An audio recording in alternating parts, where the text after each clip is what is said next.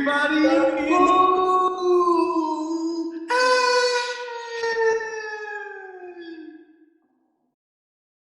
We got some questions for us today. Yeah. And this is from our fan mailbag. Here's one from Sir James from Nottingham, England. And he asks, what's one of your favorite funny party stories where you had to pretend that you're something that you're not?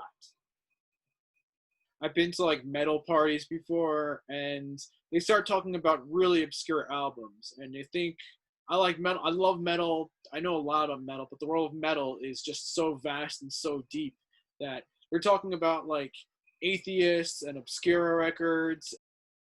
I'm only part metalheader. It's only part of my DNA. I'm not full metalhead. I randomly found these glasses and decided for the night that I wasn't going to be Tim. I was going to be Bobby from England. So the entire party, I walked around telling everybody my name was Bobby from England. It was just fun to find ways to keep it going. And it wasn't until the very end where someone started asking me the difference between dollars and pounds. I was like, dude, we got to get the fuck out of here. They're going to be on to me soon. Johnny. Oh, hi, Johnny. Johnny from Des Moines, Iowa. He wants to know, what's one band or artist you thought would be bigger and why? I would say that band Bloc Party and for some reason Franz Ferdinand, those two came to my mind. Kind of around the same era. They had some pretty big hits, and they're still, I think, pretty popular. I don't follow all the charts and everything. I know they're still around. You remember the track by Genesis, That's All? Yes. But that that song, for some reason, I always, I'll get it in my head every once in a while. Yeah, that Franz Ferdinand track sounds like the Genesis track, except like they changed like the rhythm of two notes and the timing of two. But it's the same, like and this is getting into the Vanilla Ice thing. Genesis is like.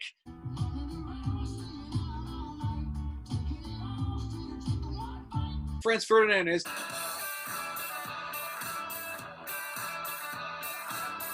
So for me, At the Drive-In, 100% At the Drive-In, they were supposed to be like the next Nirvana. Relationship in Command was supposed to be the next Nevermind.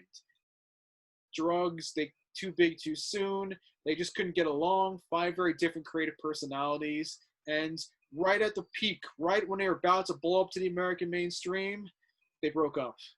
Monica from Santa Monica says that she really likes listening to the Oldies station, but she knows she's one of the few. She asks, would you date a chick who refuses to listen to the Oldies station? Whatever, man. If that's the only thing she ain't gonna like, it's not a deal breaker. I do kind of go back to the John Waters quote of, if you go home with somebody and they don't have books, don't fuck them. But it is tough. Yeah, it may be one of those battles that's not worth fighting because people can have other great qualities. And if Oldies, I got to give up. I can still listen to it on my own time. Nathan, and he's from Bacon Level, Alabama. I can't believe it's a real place.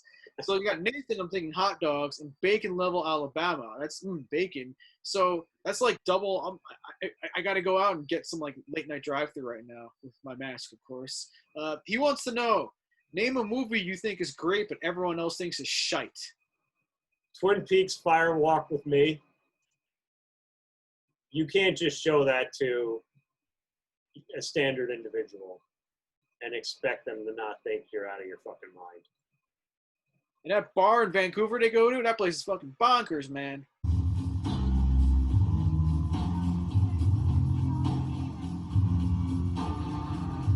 No, one movie, seriously, that probably universally panned that I really love is Strange Wilderness.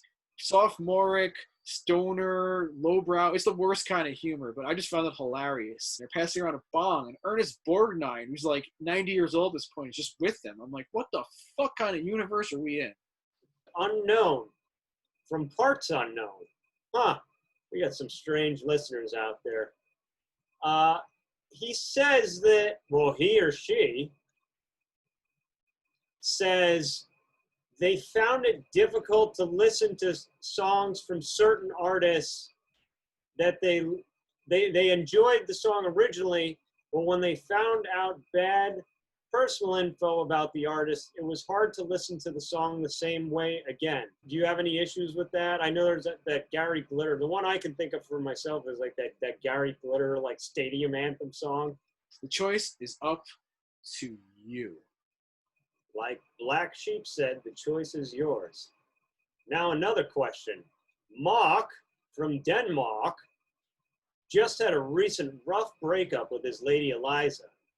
Now, Eliza had given him this vacuum that he loves, but every time he goes to use it, it reminds him of Eliza.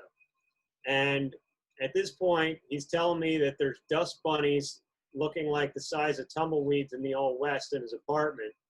So he wants to know, should he keep the vacuum? Is it just him? Does he need to get over it? Basically, what's worth keeping from an old flame? If it's a useful gift or you like it, don't get rid of it just symbolically or because of spirituality and all that stuff. I Hulk Hogan the shirts. You just, it's kind of a good feeling. Other things like a spatula and like different types of things like that. I'm like, why am I going to throw this out? This is a useful item. Does it still occasionally remind me of the person? Yes. But, you get to a certain distance from things and you can see them from a more nuanced perspective. So Amanda from Franklin Lakes, New Jersey, she's very curious. Name a song you'd like an artist to cover that would be too perfect that hasn't been done. Maybe like an RJD2 type of dude doing like kind of an old cover of, since we were talking about oldies, maybe like a doo-wop tune. I love some of the stuff that RJD2's been able to do. So, maybe cutting up and adding different elements. Those are always fun. I'll go with that.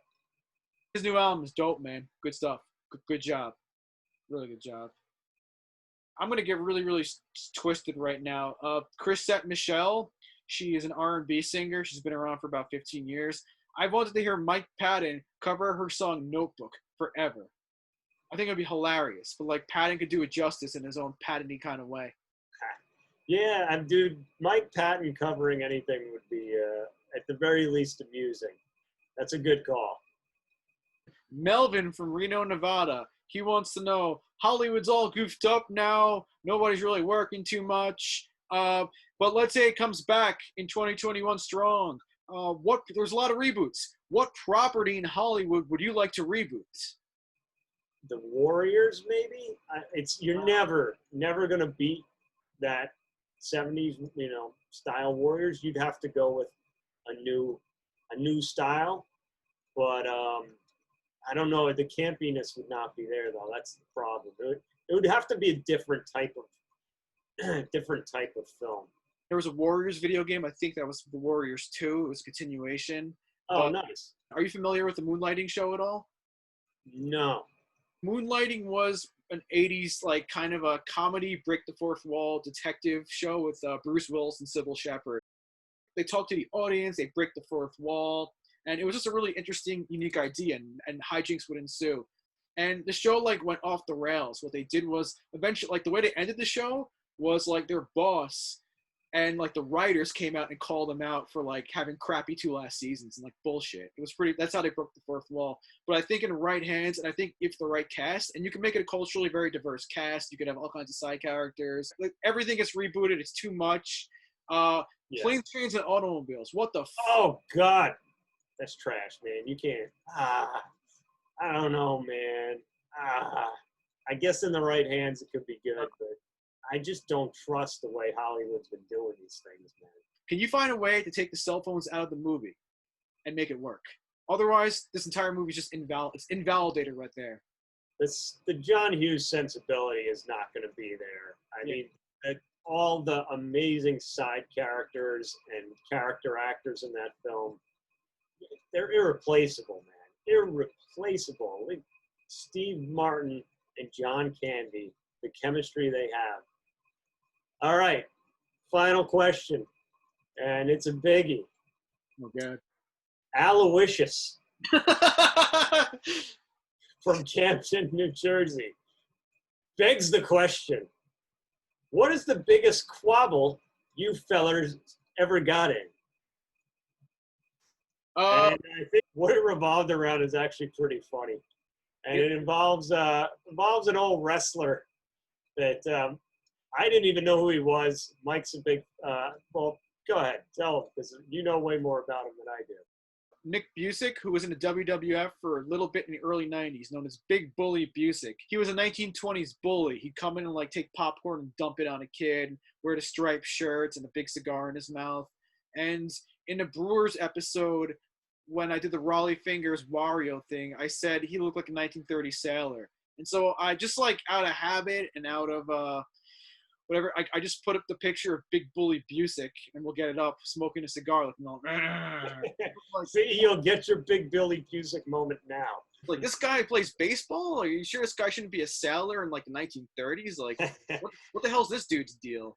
You were like, this has to come out. I'm like, why? It's funny. You don't like, but he's not a sailor. I'm like, yeah, close enough. 20s, 30s, handlebar mustache. Like, he's not a sailor. He looks like a wrestler. He clearly he's not. Yeah, dude, he looks so. I still stand by what I said. Like, this guy plays baseball? Are you sure this guy shouldn't be a sailor in like the 1930s? Like, what the hell's this dude's deal? We hope you're having fun with it, as much fun as we're having with it. Even when we do get into a little quibble or two, revolving around wrestlers. Be good to each other. Because without you, we don't exist. So remember to like, subscribe, and join the search. Share.